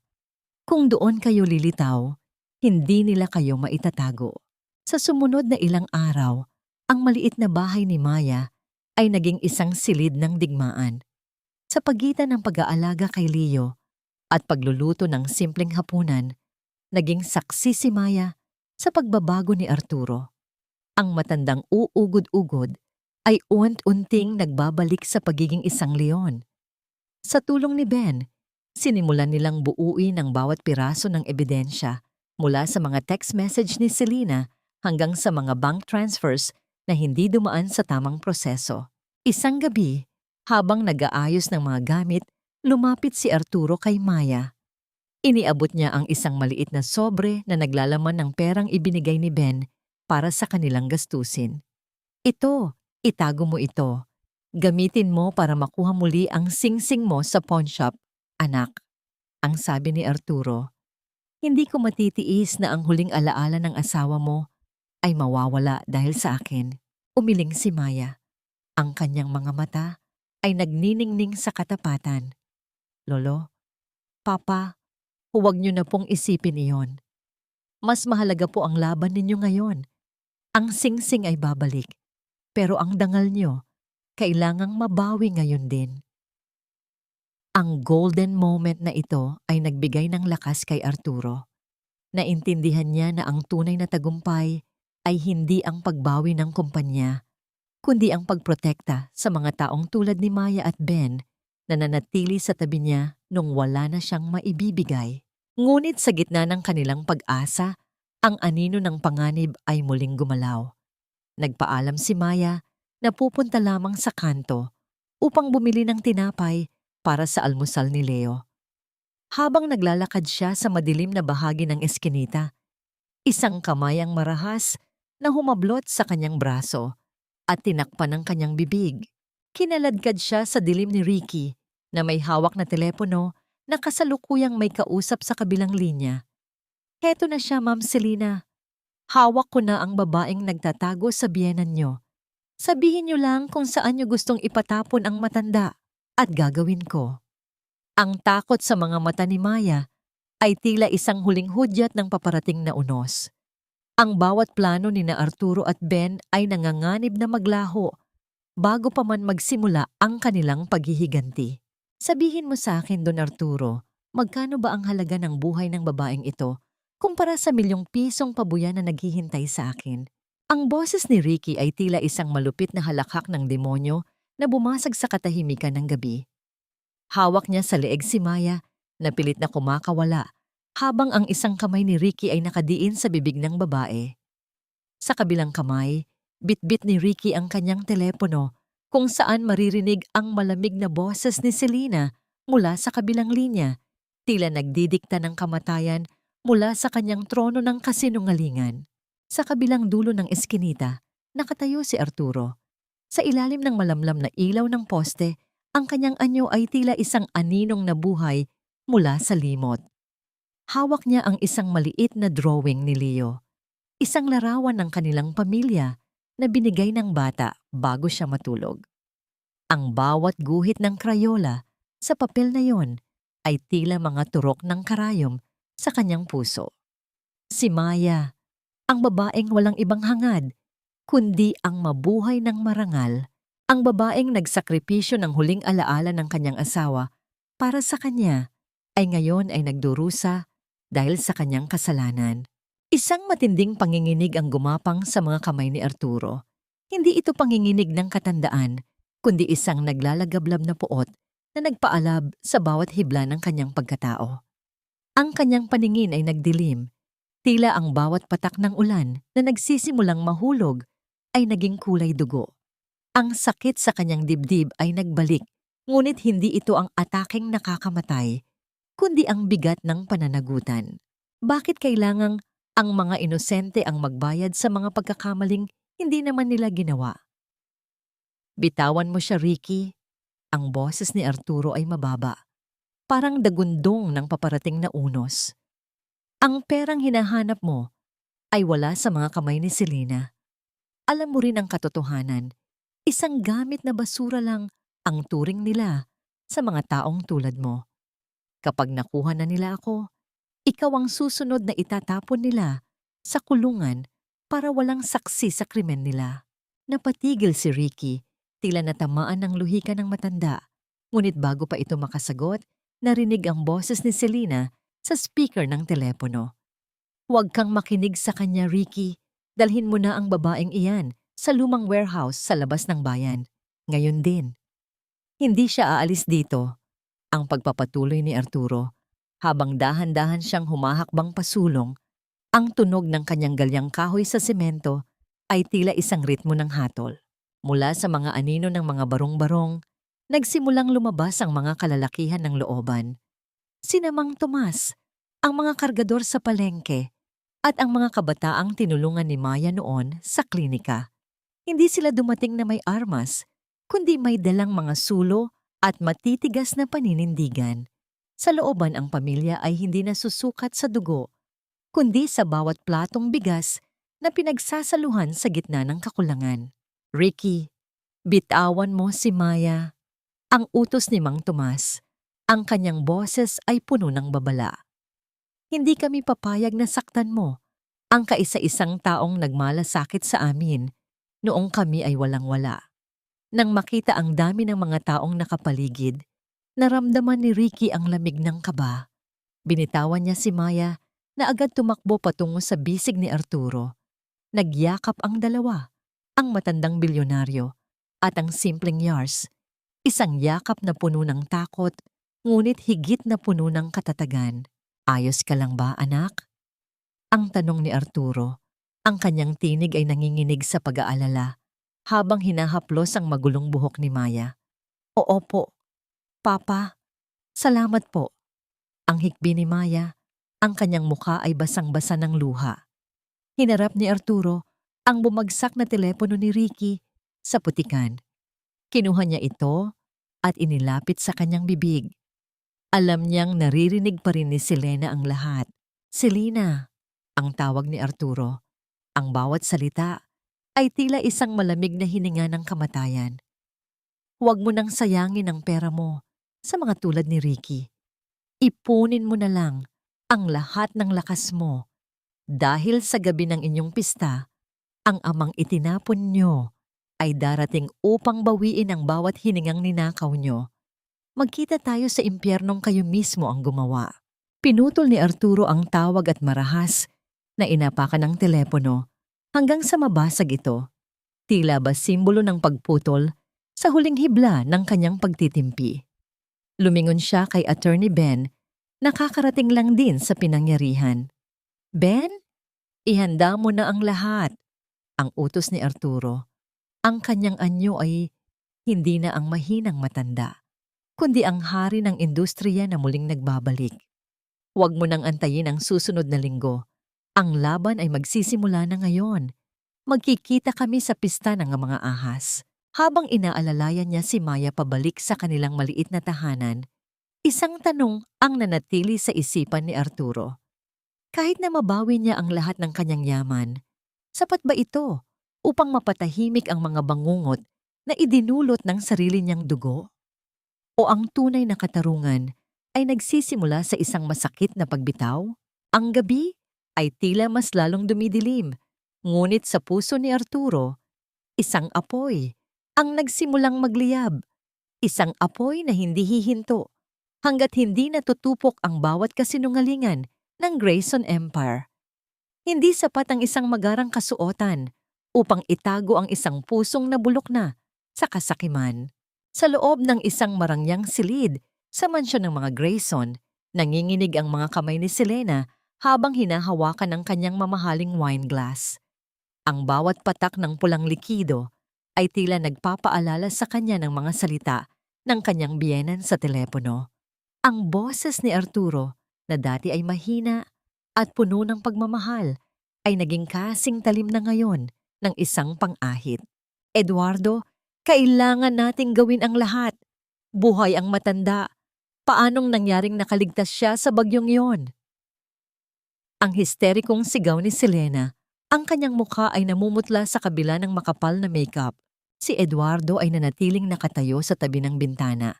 Nakatingin sa malawak na hardin na balang araw ay plano niyang gawing isang subdivision. Huwag kang praning, Selena. Isang matanda na yon. Kahit buhay pa siya, wala siyang ebidensya. Ang lahat ng dokumento ay nasa pangalan ko na. Sa mata ng batas, siya ay isang baliw na nawawala. At bukas, sa gabi ng anibersaryo, selyado na ang ating tagumpay. Ngunit sa kabila ng kanyang pagmamatigas, may bahagi ng loob ni Eduardo ang kinakabahan. Hindi niya kailanman nakita ang kanyang ama na ganoon kadesidido. Samantala, sa loob ng maliit na bahay ni Maya sa looban, ang kapaligiran ay puno ng isang tahimik ngunit mabigat na paghahanda. Hindi ito ang karaniwang gabi ng pagkukwentuhan. Sa ibabaw ng maliit na mesa, nakalatag ang isang puting uniforme ng isang catering server. Ito ang gagamitin ni Maya upang makapasok sa loob ng mansyon nang hindi napapansin.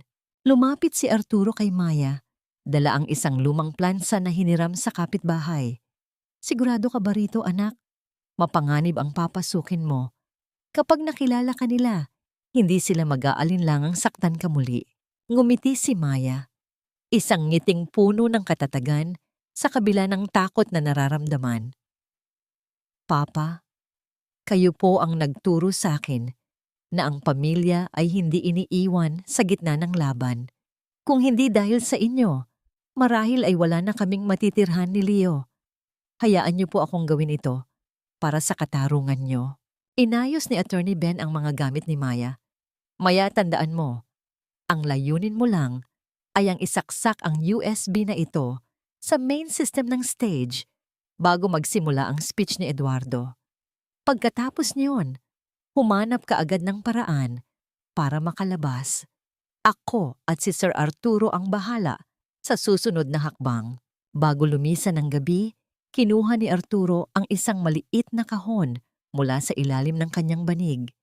Ito ang tanging bagay na naisalba ni Attorney Ben mula sa kumpanya bago ito tuluyang kontrolin ni Eduardo.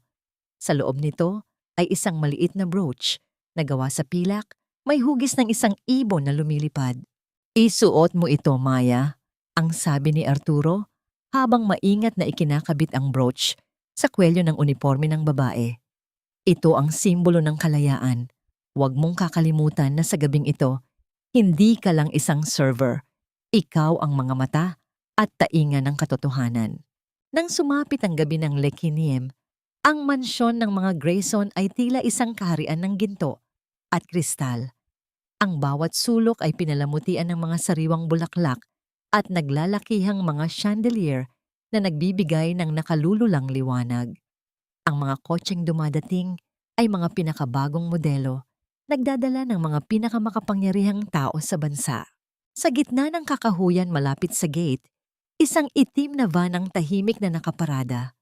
Sa loob nito, nakasuot si Arturo ng isang lumang vest, ang kanyang paboritong kasuotan nung itinatayo pa lamang niya ang Grayson Empire. Ang kanyang mga kamay ay nakapatong sa kanyang tuhod, naghihintay sa hudyat ng tadhana. Nakita nila ang pagdating ni Maya. Suot ang kanyang uniforme at nakayuko habang bitbit ang isang tray ng mga baso. Pumasok siya kasabay ng ibang mga catering staff.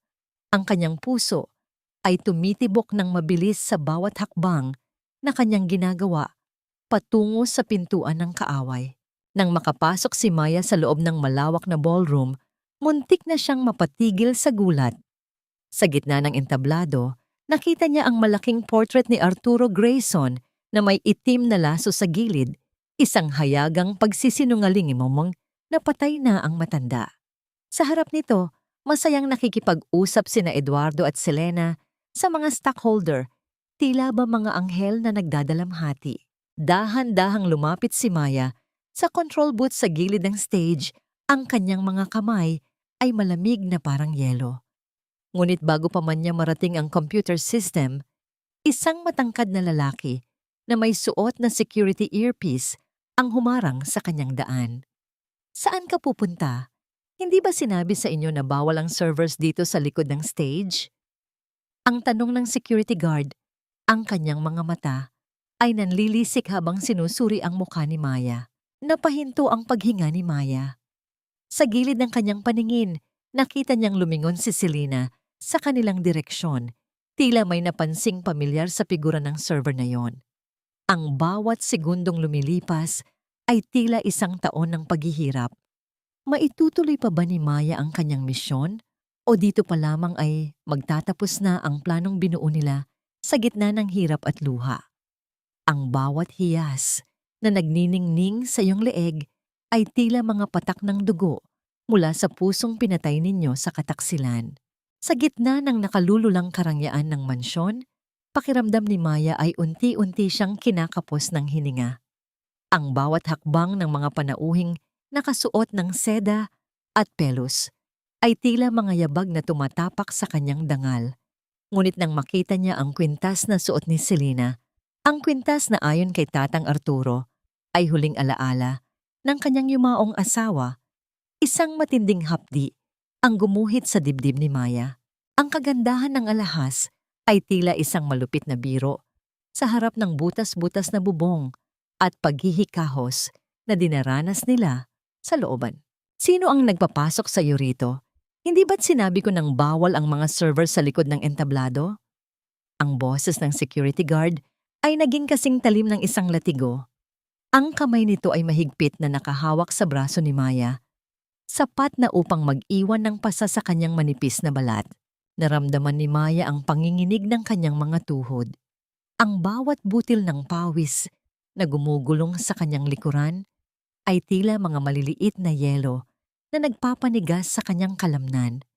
Sa di kalayuan, nakita niyang papalapit si Selena. Ang mukha nito ay puno ng pagduda, habang ang mga mata ay nakatitig sa brooch na suot ni Maya, ang pilak na ibon na bigay ni Arturo. May problema ba rito, guard? Ang tanong ni Selena. Ang kanyang boses ay puno ng kapangyarihan at pagmamataas. Tiningnan niya si Maya mula ulo hanggang paa, tila isang insektong dumi sa kanyang makintab na sahig. You look familiar. Have we met before? Huminga ng malalim si Maya. Pilit na ibinaba ang kanyang tingin upang hindi makita ang takot sa kanyang mga mata. Papasensya na po, ma'am. Naghahanap lang po ako ng basurahan para sa mga nabasag na baso. Bago lang po ako sa catering team. Ang tanga-tanga naman ng kumpanyang kinuha ni Eduardo. Make sure she stays away from the guests. Ang matabang na utos ni Selena bago ito tumalikod upang ayusin ang kanyang buhok sa harap ng isang malaking salamin. At ikaw, server, ayusin mo ang mukha mo. You're ruining the aesthetic of my party. Nang makaalis si Selena, naramdaman ni Maya ang mabilis na pagtibok ng kanyang puso. Ito na ang pagkakataon. Habang abala ang guard sa pakikipag-usap sa radyo, mabilis na kumilos si Maya. Dahan-dahan niyang inilabas ang USB mula sa kanyang bulsa.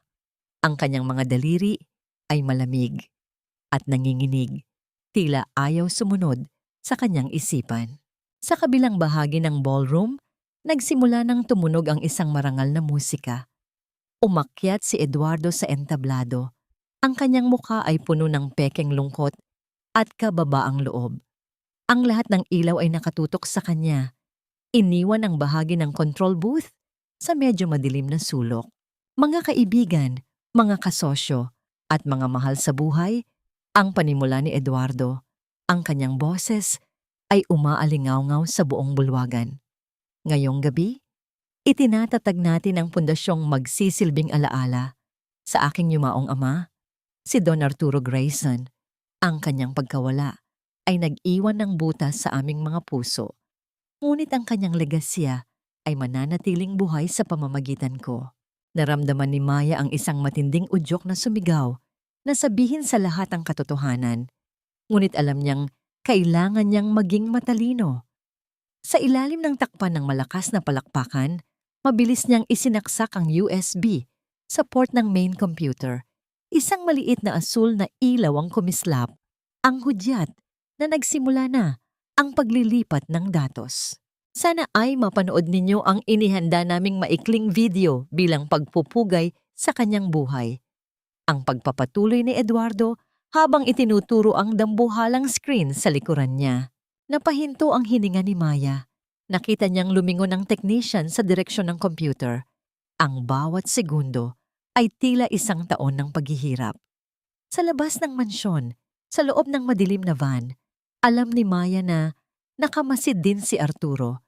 Naghihintay sa sandaling ang katotohanan ay sasambulat gaya ng isang kidlat sa gitna ng gabi. Ngunit bago pa man mabitawan ni Maya ang computer, isang matigas na kamay ang muling humawak sa kanyang balikat. Sa pagkakataong ito, hindi ito ang security guard. Ito ay si Eduardo mismo na bumaba sandali sa entablado upang kumuha ng isang baso ng tubig. Ikaw, ang bulong ni Eduardo, ang kanyang mga mata ay nanlaki ng makilala ang babaeng nasa video na ipinakita sa kanya ni Ricky. Anong ginagawa mo rito? Nasaan ang matanda? Ang katahimikan sa pagitan nila ay tila isang bombang naghihintay na sumabog. Ang lahat ng plano, ang lahat ng sakripisyo ay nakasalalay sa isang saglit na ito. Sa likod nila, ang malaking screen ay nagsimulang mag-flicker, nagpapakita ng mga imaheng hindi inaasahan ng sinuman sa loob ng silid. Maitatago pa ba ni Eduardo ang kanyang krimen? O ang gabing ito na ang magiging huling kabanata ng kanyang marangyang kasinungalingan? Ngunit lalo pang naging mabigat ang sitwasyon nang tawagin si Isabel upang tumestigo. Maingat niyang pinunasan ang mga matang tila namumugto sa luha bago humarap sa hukuman. Sa likod ng kanyang maamong anyo ay nakatago ang isang mapanirang kasinungalingan. Kagalang-galang na hukom, mahinahon niyang wika. Lumapit mismo sa akin si Maya, ilang buwan na ang nakalipas. Sinabi niyang hindi na niya kayang buhayin ang mga bata dahil sa matinding paghihirap na kanyang dinaranas. Inalok niya akong kunin ang mga ito kapalit ng malaking halaga ng pera upang mabayaran umano ang kanyang mga pagkakautang.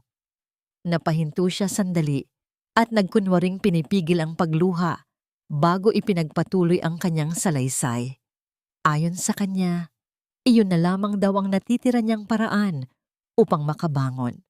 Kaya naniwala akong kusa niyang isinusuko ang kanyang mga anak.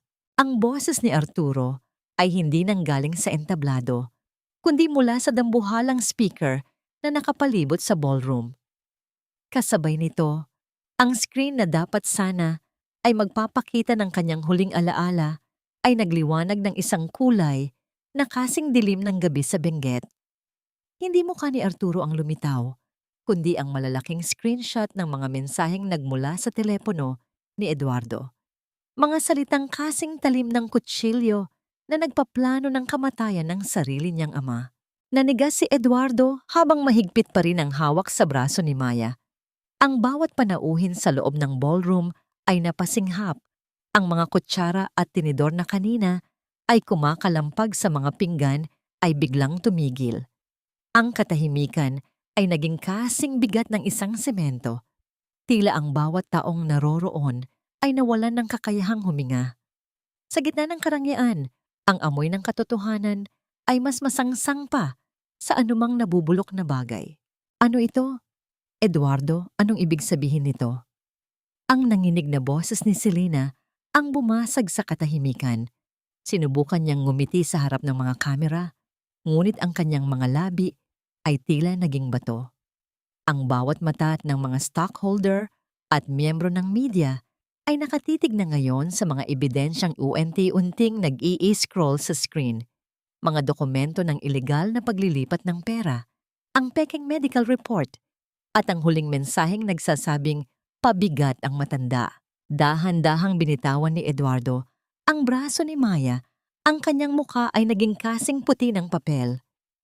Hindi ito totoo. Isang sabotahe ito. Guard, patayin niyo ang screen. Ngayon din. Ngunit bago pa man makakilos ang mga security guard, ang malalaking pinto ng ballroom ay marahas na bumukas. Ang liwanag mula sa labas ay tila isang banal na apoy na pumasok sa madilim na kuta ng kasalanan. Sa gitna ng liwanag na yon, isang figura ang dahan-dahang humakbang papasok. Hindi siya ang uugod-ugod na matandang nakita nila sa mga huling larawan. Suot ang kanyang lumang vest at hawak ang kawayang tungkod. Si Arturo Grayson ay pumasok na parang isang haring babawi sa kanyang kaharian. Ang bawat tunog ng kanyang tungkod sa makintab na sahig ay tila isang pintig ng hustisya na umaalingaw-ngaw sa buong silid. Walang nagsalita, walang gumalaw. Tila ba nakakita sila ng isang multo na bumangon mula sa hukay upang maningil ng utang. Ang spotlight na kanina ay nakatutok kay Eduardo ay kusa ring lumipat at tumama sa anyo ni Arturo. Papa? Ang tanging naisambit ni Eduardo, ang kanyang boses ay naging isang maliit na bulong ng takot. Ang kanyang tuhod ay nagsimulang manginig at sa unang pagkakataon, ang kanyang mapagmataas na anyo ay naglaho. Huminto si Arturo sa paanan ng entablado. Ang kanyang mga mata ay nananatiling nakatitig ng diretso sa kanyang anak.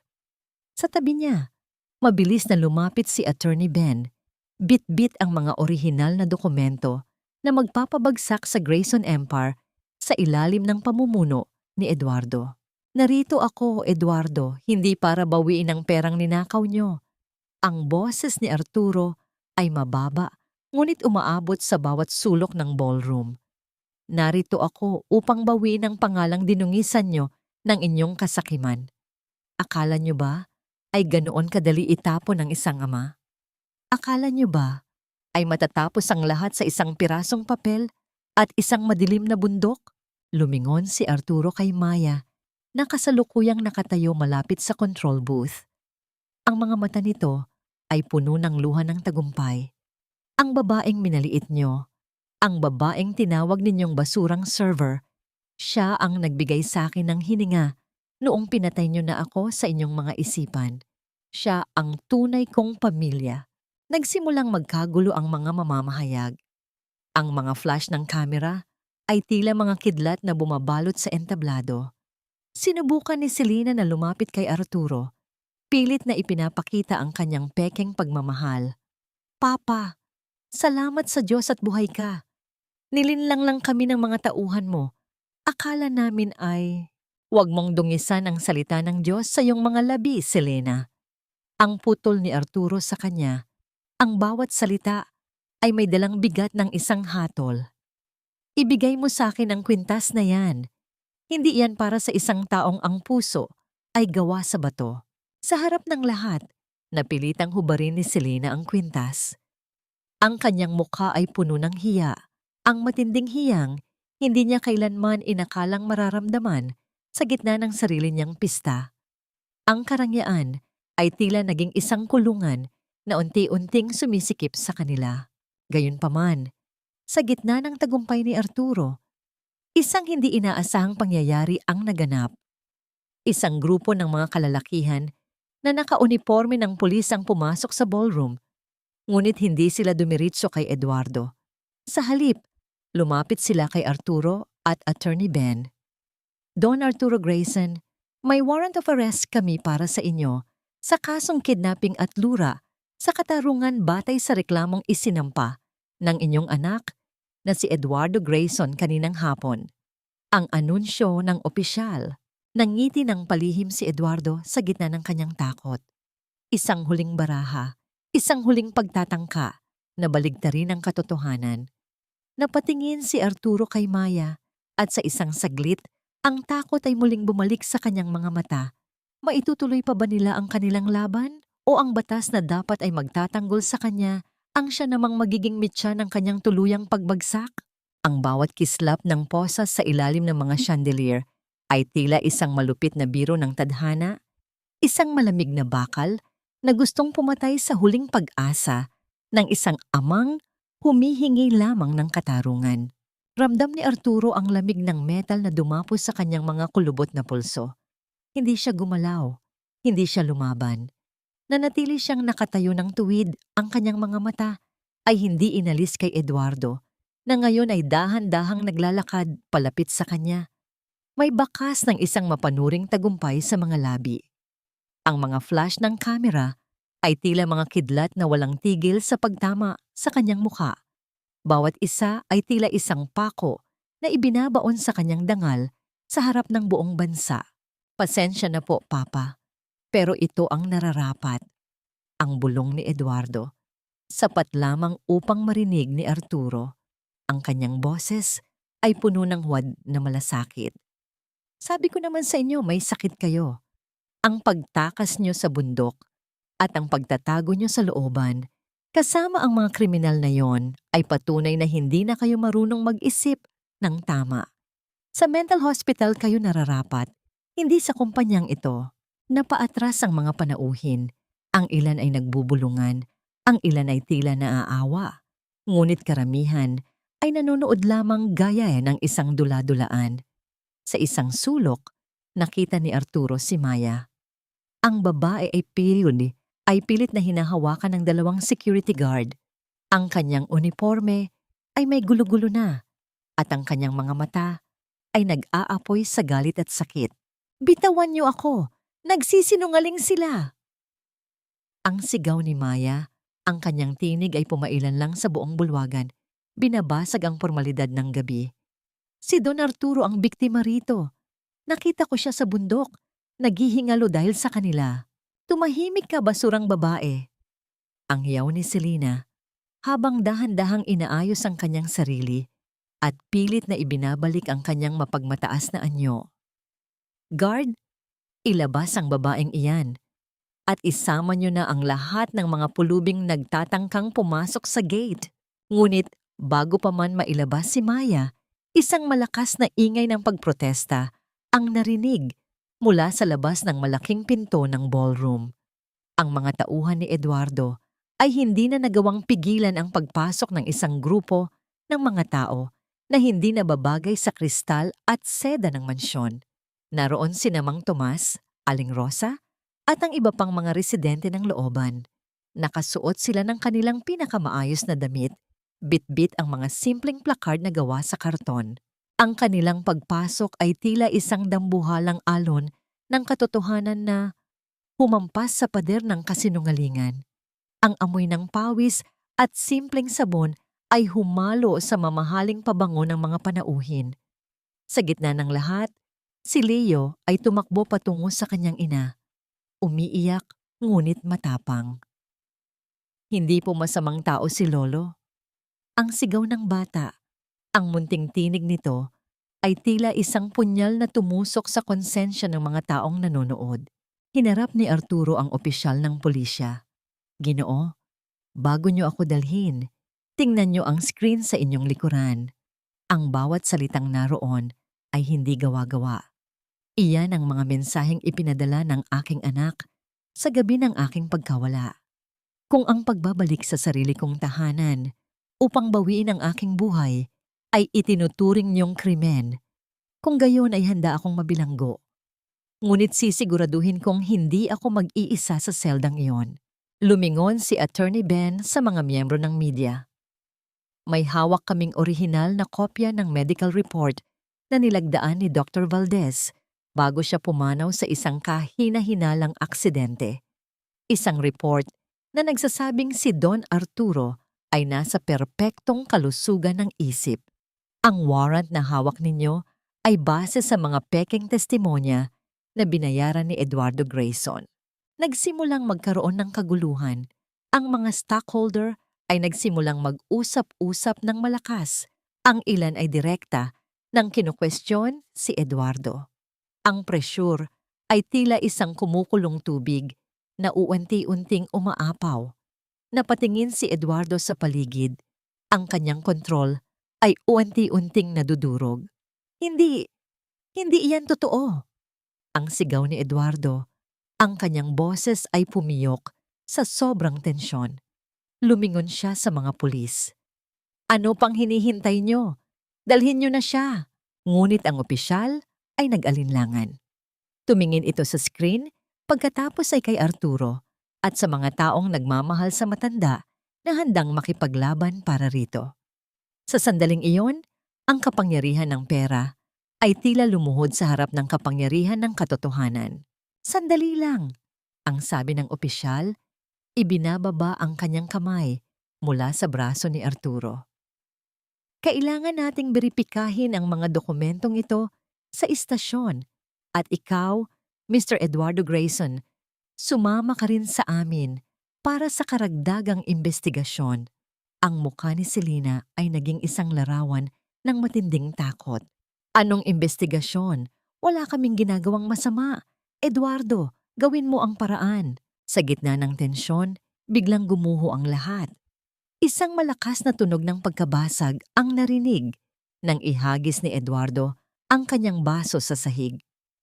Sa sobrang galit at kawalan ng pag-asa, mabilis niyang hinablot ang galyang kahoy ni Arturo at itinutok ito sa kanyang sariling ama. Walang aalis dito.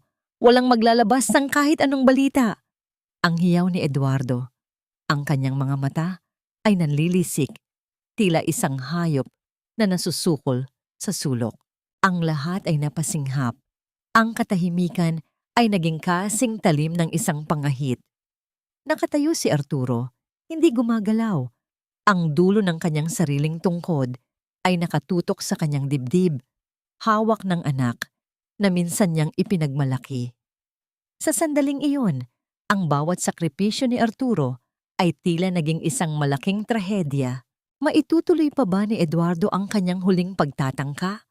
O ang sarili niyang galit ang tuluyang magtatapos sa kanyang legasiya? At magagawa bang protektahan ni Maya ang matanda sa gitna ng desperadong hakbang na ito? Ituloy mo, Eduardo. Ibaon mo ang tungkod na yan sa aking dibdib, gaya ng pagbaon mo sa bawat pangarap ko sa putikan ng bundok na yon. Ang boses ni Arturo ay hindi nanginig. Nanatili siyang nakatayo ng tuwid. Ang kanyang dibdib ay nakadikit sa dulo ng kawayang tungkod na hawak ng kanyang sariling anak. Ang katahimikan sa loob ng ballroom ay naging kasing talim ng isang pang-ahit. Ang bawat panauhin, ang media, at pati ang mga opisyal ng pulisya ay tila naging mga estatwa. Hindi makapaniwala sa karumaldumal na eksenang nakalantad sa harap ng kanilang mga mata. Ang kinang ng mga chandelier ay tila naging maputla kumpara sa naglalagablab na puot sa mga mata ni Eduardo. Huwag mo akong hamunin, Papa. Akin na ang kumpanyang ito. Akin ang lahat ng ito. Ang hiyaw ni Eduardo. Ang kanyang boses ay pumiyok. Sa gitna ng desperasyon, ang kanyang mga kamay ay nanginginig, hindi dahil sa lamig, kundi dahil sa bigat ng sarili niyang mga kasalanan na ngayon ay unti-unting dumudurog sa kanya. Tumingin si Arturo sa mga mata ng kanyang anak at doon niya nakita ang isang estranghera, isang taong hindi na niya kilala. Ang tungkod na yan, Eduardo, iyan ang unang bagay na ibinigay mo sa akin noong ako ay nagkasakit 10 taon na ang nakalilipas. Sabi mo noon, Papa, ako ang magiging paa mo. Ngayon, ginagamit mo ang parehong kahoy upang tuluyan akong itumba. Isang matinding panginginig ang gumapang sa balikat ni Eduardo. Ang dulo ng tungkod ay dahan-dahang bumaba. Ang bawat salita ni Arturo ay tila isang martilyo na bumabasag sa pader ng kanyang kasakiman. Ang golden moment na ito ay nagpaalala sa lahat ng naroon na sa likod ng bilyon-milyong ari-arian, may isang amang nagmahal ng labis at isang anak na nagtaksil ng lubos. Tama na ito, Eduardo, ang malumanay na sabi ni Arturo, sabay hablot sa tungkod mula sa nanghihinang mga kamay ng kanyang anak. Ang kumpanyang Grayson ay hindi itinayo sa takot o sa pagnanakaw, itinayo ito sa dangal. At ang dangal na iyon ay matagal mo nang itinapon. Kasabay ng pagbitaw ni Eduardo sa tungkod, ang kanyang buong mundo ay tuluyan ng gumuho. Mabilis na kumilos ang mga pulis upang puksain ang anumang banta. Ang mga posas na kanina ay nakatutok kay Arturo ay ngayon ay lumapat sa mga kamay ni Eduardo at Selena. Ang tunog ng pagklik ng bakal ay tila isang huling hatol na umalingaw-ngaw sa buong bulwagan. Papa, patawarin mo ako. Gagawin ko ang lahat, Papa. Ang pagsisigaw ni Eduardo habang hinihila siya palabas ng mga awtoridad. Ang kanyang mapagmataas na anyo ay naglaho, napalitan ng isang desperadong bata na humihingi ng tawad sa harap ng kanyang biktima. Lumingon si Arturo kay Selena, nakasalukuyang nakayuko at pilit na itinatago ang kanyang mukha sa mga kamera.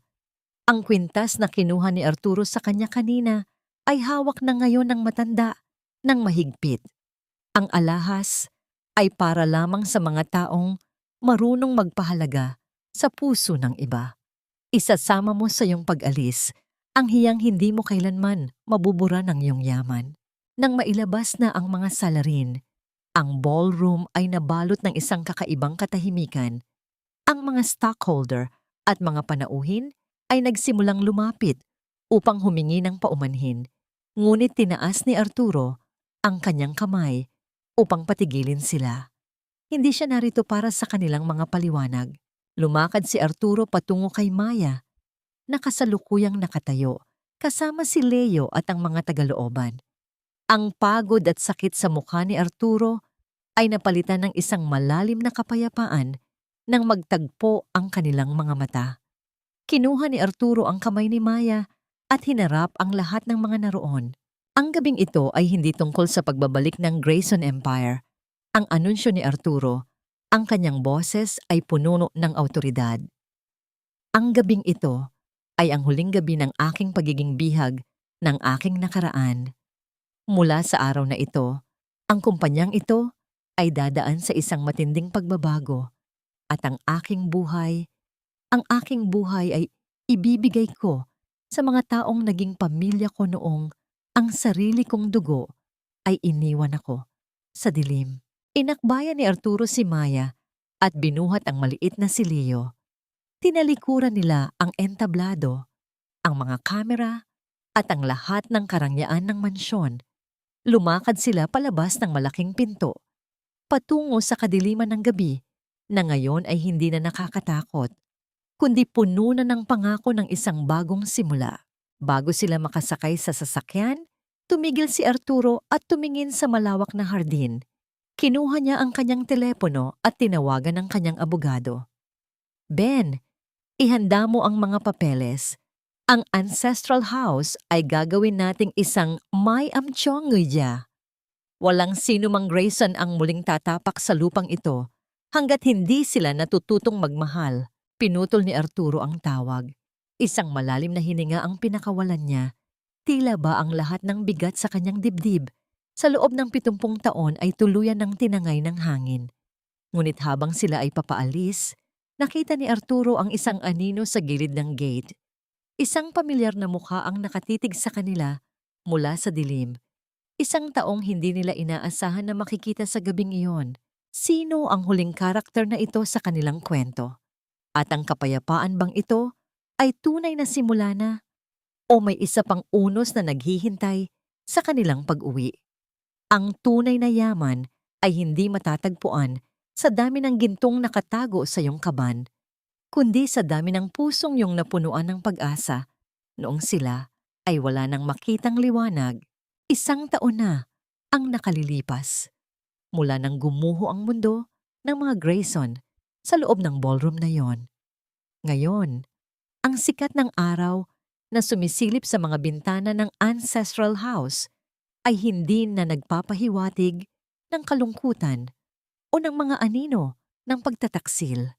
Ang bawat sulok ng mansyon na dati ay amoy ng mamahaling pabango at tuyot na bulaklak ay napalitan na ngayon ng amoy ng sariwang luto na pagkain at ang halimuyak ng mga halamang gamot sa hardin.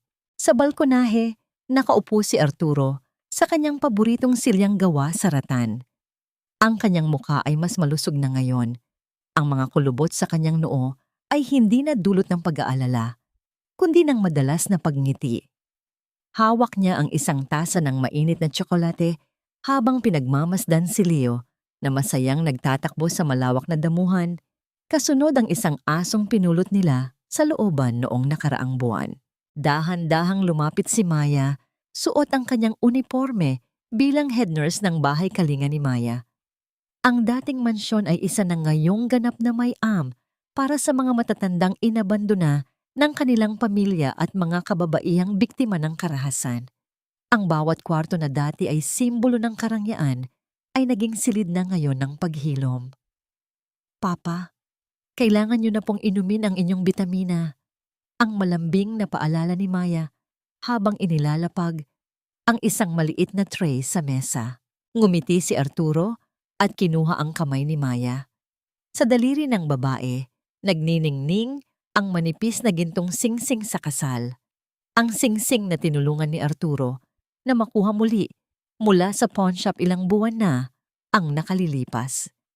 Ito ang golden moment na nagpapatunay na ang bawat sakripisyo ay may katapat na gantimpala. Salamat anak. Kung hindi dahil sa iyo, marahil ay isa na lamang akong estatwa sa loob ng kumpanyang iyon. Walang buhay at walang kabuluhan. Ang sabi ni Arturo, ang kanyang tinig ay puno ng katapatan. Kayo po ang nagbigay ng kabuluhan sa amin, Papa. Ang sagot ni Maya habang marahang hinahaplos ang balikat ng matanda. Ang bahay kalinga ay punong-puno na. Marami pong mga lolo at lola ang nakahanap na ng kanilang bagong pamilya rito. Nabalik ang diwa ni Arturo nang dumating si Attorney Ben, bitbit ang ilang mga legal na dokumento. Ang balita tungkol kay Eduardo at Selena ay malinaw na. Kasalukuyan silang nagsisilbi ng kanilang hatol sa loob ng kulungan. Walang piyansa, walang espesyal na trato. Ang bawat sentimong ninakaw nila ay naibalik na sa pundasyon at ang kumpanya ay maayos. Nang pinapatakbo ng mga taong may malasakit sa industriya sa ilalim ng gabay ni Arturo mula sa malayo. Sir Arturo, may dumating pong sulat mula sa inyong anak.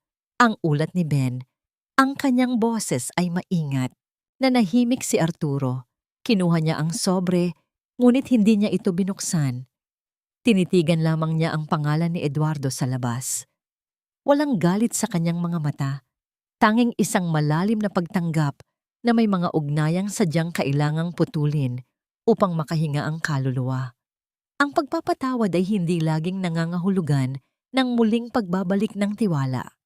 Minsan, ito ay ang pagpapalaya sa sarili mula sa bigat ng nakaraan. Itabi mo muna yan, Ben. Marahil balang araw, kapag handa na ang lahat, ay mababasa ko rin yan. Ngunit sa ngayon, mas mahalaga ang buhay na meron ako rito. Ang desisyon ni Arturo. Tumayo si Arturo. Gamit ang kanyang tungkod na ngayon ay pinalamutian na ng mga drawing ni Leo. Lumakad siya patungo sa pintuan ng bahay kalinga. Sa loob, naririnig niya ang tawanan ng mga matatanda, ang kwentuhan ng mga nurse, at ang ingay ng mga bata. Ang bawat tunog ay tila isang himig ng tagumpay laban sa kalungkutan.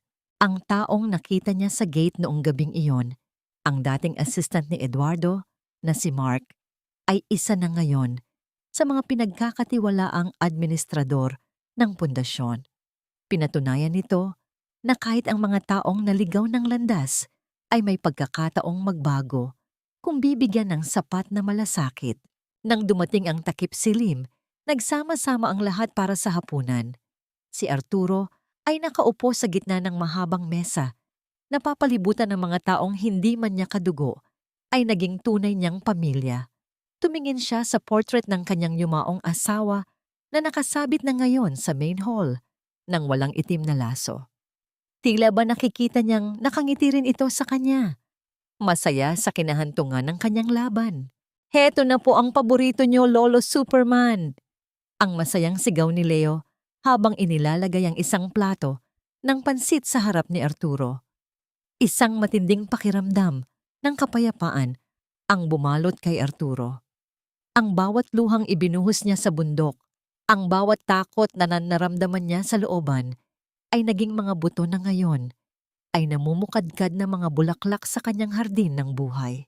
Nahanap na ba niya ang katarungan? Opo. Nahanap na ba niya ang kapayapaan?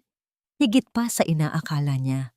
Sa gabing ito, ang amang itinapon ng mundo ay ang siyang nagpapatuloy na nagbibigay ng kanlungan sa lahat ng nawawala. Ang legasya ni Arturo Grayson ay hindi na nasusukat sa mga gusali, kundi sa bawat pintig ng pusong muling natutong magmahal at magtiwala. Ang dapit hapon ay dahan-dahang bumabalot sa malawak na hardin ng bahay Kalinga, nagbibigay ng isang ginintuang liwanag sa bawat halamang muling sumibol mula sa lupang dati ay tigang. Nakaupo si Arturo sa kanyang paboritong silya. Ang kanyang mga mata ay nakatitig sa iunti-unting paglubog ng araw sa abot tanaw. Sa kanyang kandungan ay nakapatong ang isang lumang album ng mga larawan. Hindi ang mga larawan ng kanyang mga gusali o ng kanyang mga parangal sa negosyo, kundi ang mga bagong kuhang litrato ni Maya, Leo at ng mga lolo at lola na ngayon ay itinuturing na niyang tunay na pamilya. Isang malalim na buntong hininga ang pinakawalan ni Arturo.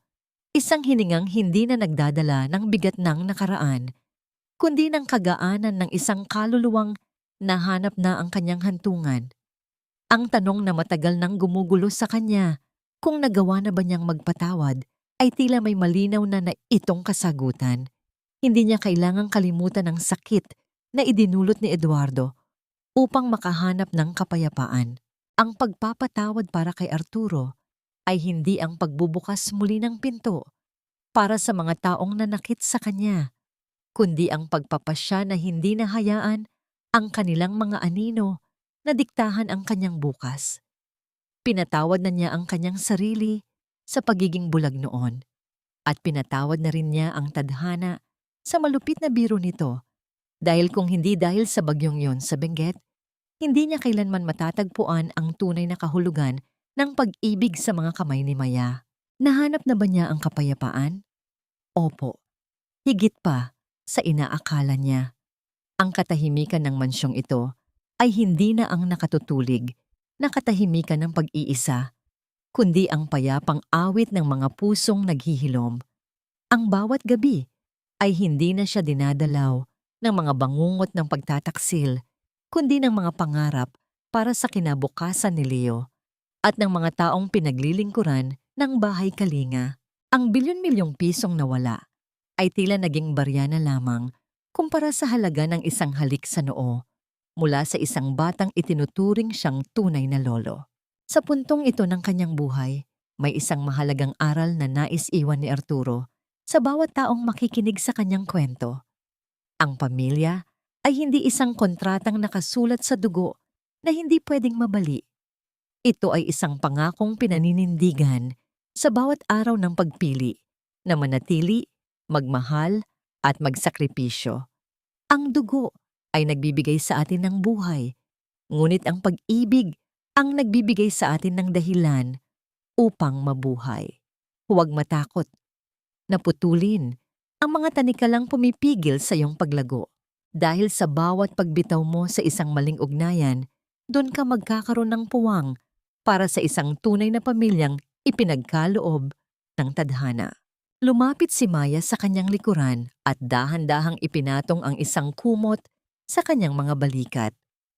Walang salitang namagitan sa kanila, tanging ang malalim na pagkakaintindihan ng 2 taong muling binuo ang bawat isa mula sa pagkawasak. Ang bawat pintig ng puso ni Arturo ay tila isang panalangin ng pasasalamat. Sa huling yugto ng kanyang buhay, hindi na siya ang Don Arturo Grayson na kinatatakutan sa boardroom. Siya na ngayon si Lolo Arturo, ang amang nahanap ang kanyang tahanan sa puso ng isang estranghera. Ang gabi ay tuluyan ng bumaba, ngunit sa loob ng bahay Kalinga, ang mga ilaw ay mananatiling nagniningning dahil hanggat may isang taong handang magbukas ng kanyang puso para sa iba, ang katarungan at pag-ibig ay hindi kailanman maglalaho. Ang kwento ni Arturo ay natatapos dito, ngunit ang legasya ng kanyang pagmamahal ay mananatiling buhay sa bawat hininga ng mga taong kanyang binigyan ng bagong simula.